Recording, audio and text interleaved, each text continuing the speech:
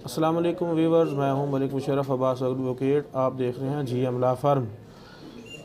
आज की मेरी वीडियो है ज़मीन की रजिस्ट्री और इंतकाल का मुकम्मल और आसान तरीक़ाकार क्या है, रजिस्ट्री कैसे करवाई जाए, रजिस्ट्री और इंतकाल में फ़र्क क्या है। वीडियो शुरू करने से पहले मेरी तमाम दोस्तों से गुजारिश है कि मेरा YouTube channel GM law firm subscribe करें। अगर वीडियो पसंद आए तो शेयर करें, अपनी राय का इज़हार कमेंट सेक्शन में करें। रजिस्ट्रेशन एक्ट 1908 के दफ़ा 17 के तहत ये ज़रूरी है कि गैर मनकूला जायदाद को रजिस्टर्ड करवाया जाए, जिसको रजिस्ट्री बोलते हैं। गैर मनकूला जायदाद मसलन प्लाट, मकान, दुकान या ज़रई रकबा ख़रीदने से पहले इस जायदाद का फ़र्द निकलवा कर तसल्ली कर लें कि आया ये जायदाद मुतनाज़ा तो नहीं या जायदाद की बाबत कोई केस तो नहीं चल रहा। जायदाद की तसल्ली के बाद दूसरा मरहला जायदाद और रजिस्ट्री की बाबत टैक्स बैंक में अदा करने के होते हैं, जिसके लिए आपको जायदाद की बाज़ारी कीमत यानी DC रेट से मुकर्रर करदा रेट मालूम करना होता है। तहसील ऑफिस ये रेट जो है वो तहसील ऑफिस से मालूम किए जा सकते हैं। DC रेट के मुताबिक FBR का टैक्स फाइलर 2% और नॉन फाइलर 7% बैंक में जमा करवाएगा और स्टाम्प पेपर निकलवाएगा। स्टाम्प पेपर अर्बन के लिए 1% और बैरून के लिए 3% निकलवाए जाएंगे। फ़रोख्त करने वाला फाइलर 2% और नॉन फाइलर 4% FBR अदा करेगा। इसके अलावा मुआहदा बैनामा तहरीर करवाकर तहसील ऑफिस में असल शनाख्ती कार्ड्स और 2 अदद उसी इलाके के गवाहान के साथ रूबरू तहसीलदार पेश होकर दस्तखत और अंगूठा निशान सब्त करने होंगे, जिसके बाद रजिस्ट्री का अमल मुकम्मल हो जाता है। अगला मरहला पटवारी के पास जाकर रजिस्ट्री की फ़ोटोकॉपी जमा करवाकर इंतकाल अपने नाम ट्रांसफ़र करवाना होता है। बात करते हैं रजिस्ट्री कैसे करवाई जाए और रजिस्ट्री और इंतकाल में फ़र्क क्या है। रजिस्ट्री लफ्ज़ रजिस्टर्ड से निकला है, मतलब कोई चीज़ रजिस्टर्ड करवाना। मिसाल के तौर पर हम मोटरसाइकिल लेते हैं या कार, तो मुतल्लिका एक्साइज़ के महकमे से गाड़ी की रजिस्ट्रेशन करवाते हैं, जहां गाड़ी की number plate, engine number, chassis number, रंग, मॉडल, कंपनी का नाम, अगर पुरानी गाड़ी है तो पुराने मालिक का नाम, गर्ज़ के हर चीज़ तफसील से दर्ज होती है और एक्साइज़ की ख़ास कीमत अदा करने के बाद गाड़ी हमारे नाम हो जाती है। बिल्कुल इसी तरह ज़मीन और मकान की रजिस्ट्री करवाने का मामला भी है।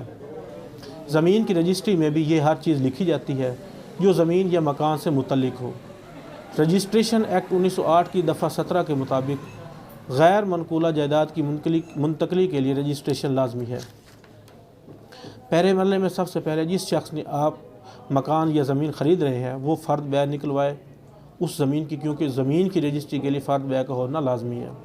फ़र्द बै से पता चलेगा कि ज़मीन बेचने वाला शख्स ही असल ज़मीन का मालिक है और ज़मीन पर किसी किस्म का स्टे या मुकदमा नहीं है। याद रहे कि एक वक्त में एक ही फ़र्द बै निकलवाई जा सकती है। फ़र्द बै निकलवाने के बाद अगर बेचने वाली ज़मीन की रजिस्ट्री ना करवाई जाए तो वो फ़र्द बै 14 दिन के बाद मनसूख हो जाती है और उसके बाद ज़मीन की मालियत के हिसाब से स्टैम्प पेपर निकलवाए जाएंगे।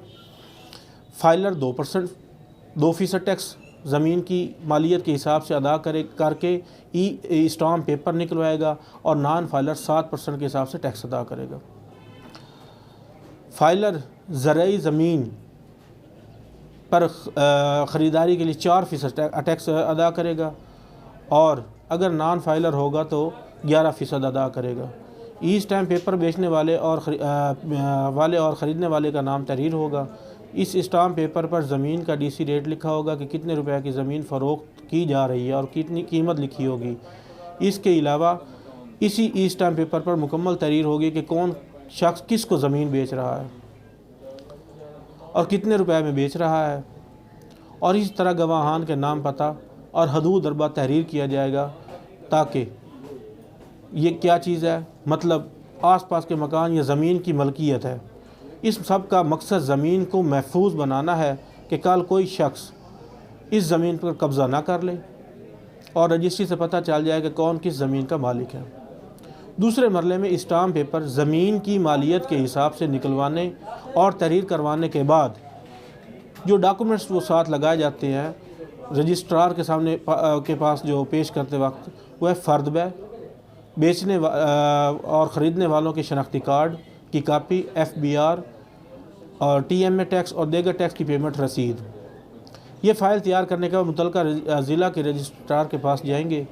वहाँ रजिस्ट्रार के सामने बेचने वाला आपके हक़ में बयान देगा और गवाहान की फ़ोटो बनने और साइन होने के बाद आपकी रजिस्ट्री हो जाएगी और फिर रजिस्ट्री आपके एड्रेस पर चंद दिनों के अंदर भेजी जाएगी या आप खुद जाके वहाँ से मौसूल कर सकते हैं।